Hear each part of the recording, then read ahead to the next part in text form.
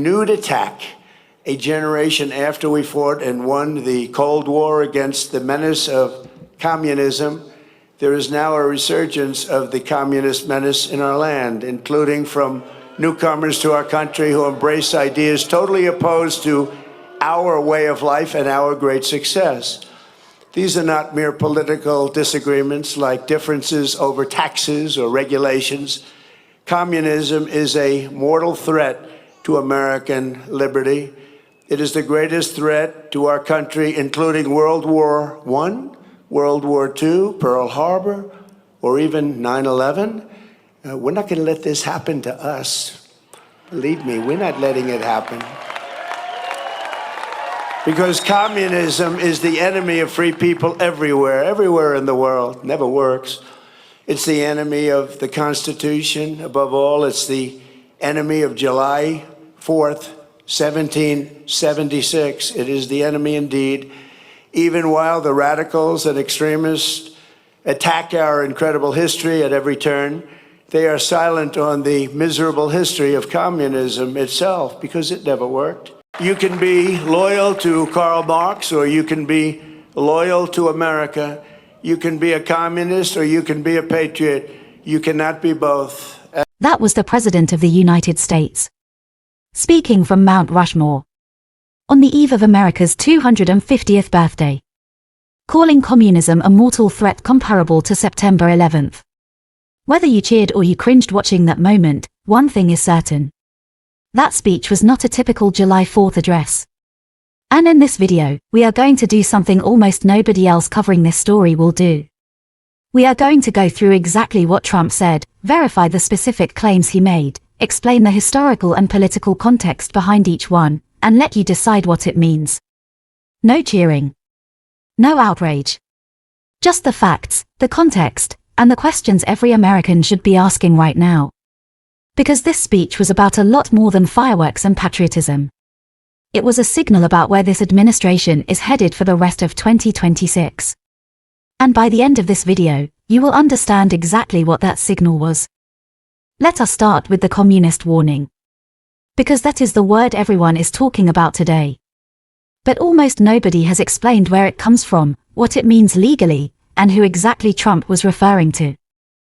Yet as we approach this magnificent anniversary, we see our American identity under a renewed attack.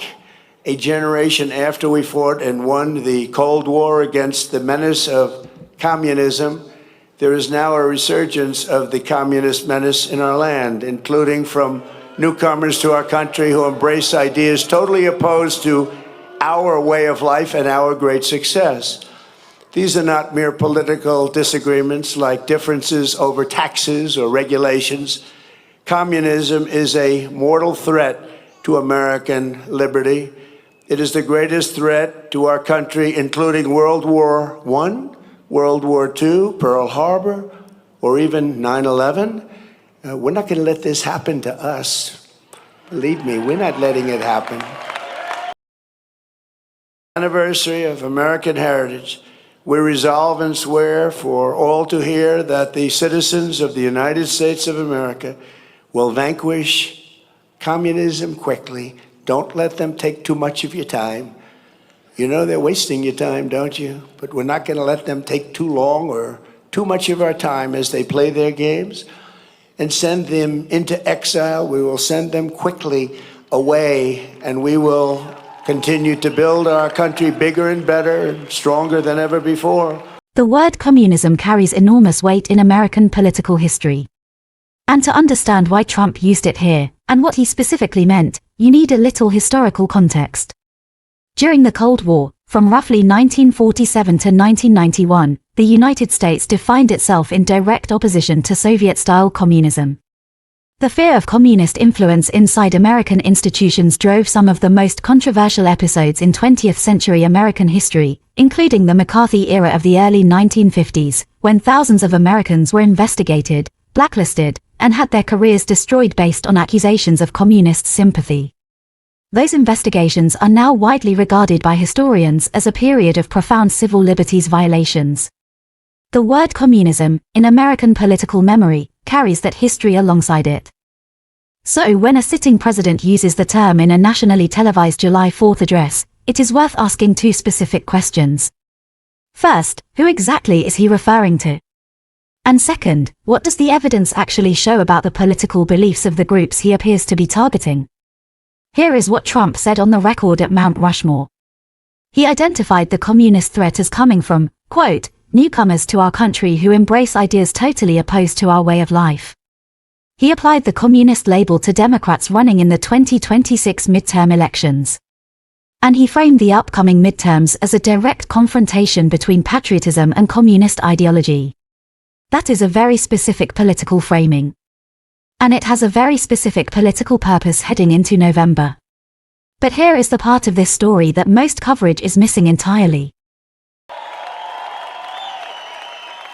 We can only lose the midterms if we allow ourselves to lose the midterms, if we are foolish, stupid, and unwise. But if we terminate the filibuster, as we should do, and immediately vote for the Save America Act, then we will not lose an election for 100 years. We do that, we're not going to lose an election for 100 years. The Communist Party is made up of illegal immigrants, criminals, and everybody that doesn't want to work. Communism is a loser. It always was, and it is right now. It's a big loser. Look at the people that are promoting it. They are not the people you're going to follow. That reference to the Save America Act was not casual. It was the most politically actionable moment in an otherwise broad patriotic speech. And most of the coverage has treated it as a footnote. The Save America Act is a major piece of election legislation that the Trump administration has made a priority. It addresses voter roll maintenance, identification requirements, and federal oversight of state election processes.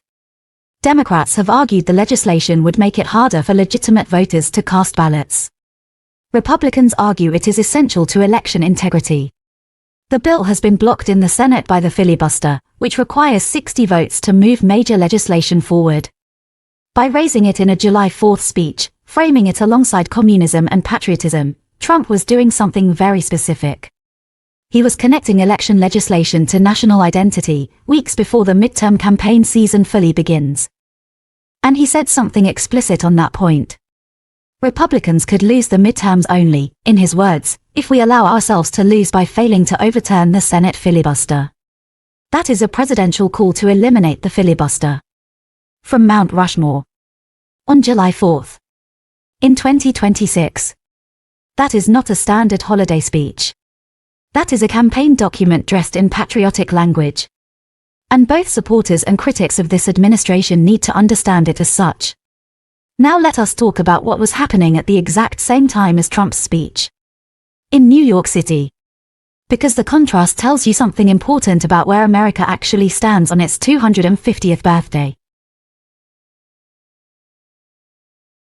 While Trump was at Mount Rushmore, New York City's new mayor, Zohran Mamdani, delivered his own July 4th address. From George Washington's actual desk at City Hall. Surrounded by recently naturalized American citizens. Mamdani is a Democrat. He did not mention Trump by name. But parts of his address were clearly aimed at the same political conversation. He said, quote, "For generation after generation, we have been told that when the world has sent its people to our shores, it has not sent its best." That is a direct reference to Trump's immigration rhetoric, delivered from the same room where George Washington once governed. He also said, "Those ideals upon which our nation was built are strong enough to endure any authoritarian regime, but only if we reach for them." Two leaders. Two speeches. Same country. Same birthday. And the gap between those two visions of America is exactly what the 2026 midterm elections will be decided by. Here is the factual question that neither speech fully answered. On America's 250th birthday, how do most Americans actually feel about the state of their country? Because we have data on that. According to an April 2026 poll from the Associated Press and NYC Center for Public Affairs Research, approximately 4 in 10 American adults said they feel proud about the country's 250th anniversary. Roughly 3 in 10 said they feel excited. That means more than half of Americans are approaching this historic milestone without feeling either proud or excited about it. A separate survey found that most Americans believe the country has strayed from its founding principles. Note that this question was asked before the July 4th speeches. And it produced majority agreement across party lines, though for very different reasons. Republicans who said America has strayed from its principles largely pointed to what they see as overreach by federal bureaucracies, departure from constitutional limits, and cultural shifts they find troubling. Democrats who said America has strayed largely pointed to what they see as threats to democratic norms, immigration enforcement they find inhumane, and inequality they believe contradicts the founding promise. Same answer. Completely different diagnosis. That is where America is at 250 years. Not united in pride or despair, but divided in both. And the political leaders who spoke on July 4th did not bridge that division. They each spoke to one side of it. Which brings us to the question that defines the next 5 months before November. The 45th and 47th President of the United States of America, Donald J. Trump.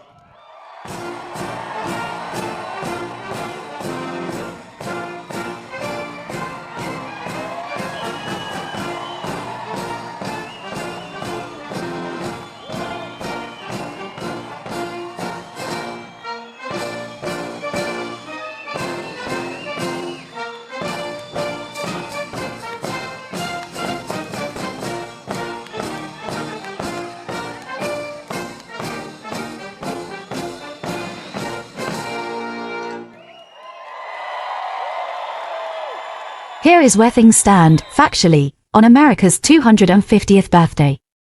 President Trump delivered a speech that mixed genuine patriotic celebration with a specific political agenda, the communist framing of Democratic opponents, a call to eliminate the Senate filibuster, and a direct appeal to Republican voters heading into the midterms.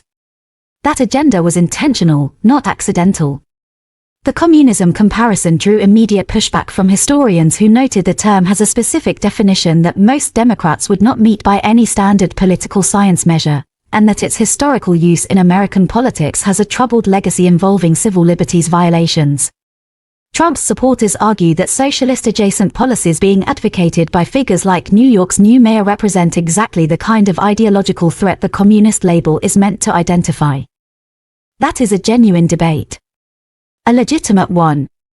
And it is the debate that will drive American politics for the rest of this year. Meanwhile, the America 250 celebrations themselves told a different story. Millions of Americans came out, despite record heat, storms, and event cancellations, to mark a milestone that most of them still felt was worth celebrating, even if they disagreed about what the celebration meant. The founding documents say all men are created equal. America has spent 250 years arguing about what that means. And if this July 4th is any indication, it will spend at least a few more. Here is what I want to know from you. Based on what you heard in Trump's Mount Rushmore speech, do you think calling political opponents communists is a fair characterization of their actual policy positions? Or is it a misuse of a historically loaded term designed to win elections rather than describe reality? Drop your answer in the comments. We read every single one. And the debate that happens in this community is exactly what this channel was built for. If you want fact-based, neutral coverage of America's biggest political stories, subscribe to AVA Reports and turn on the bell. Thank you for watching. The chronicles of the ages. Never before has any nation celebrated so magnificent a triumph as this one. We are the freest people on earth. And by the grace of God, the United States of America is the most successful, most accomplished, most exceptional nation ever to exist in human history. Liberty has prevailed here because of the culture and character of the people who declared it, defended it, and preserved it. We reach a milestone like no other, celebrate with joyful hearts and soaring spirits, because after 2.5 centuries, we know that this is not an ending. This is only the beginning of the golden age of America. Happy Independence Day to all.